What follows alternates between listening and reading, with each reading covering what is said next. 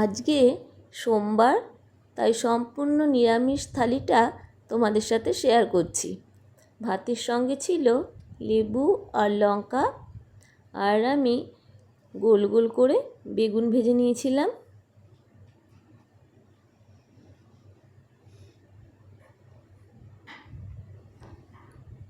আর সঙ্গে কাঁচা লঙ্কা আর টমেটো দিয়ে একটু মুগের ডাল করেছিলাম।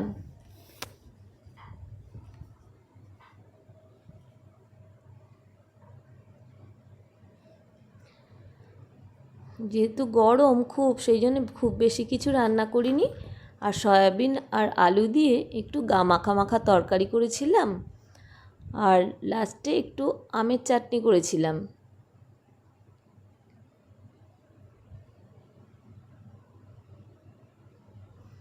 আর একটু পাঁপড়ও সেঁকে নিয়েছিলাম। এটাই ছিল আমার লাঞ্চের মেনু। ভিডিওটা ভালো লাগলে চ্যানেলটি সাবস্ক্রাইব করে নেবে।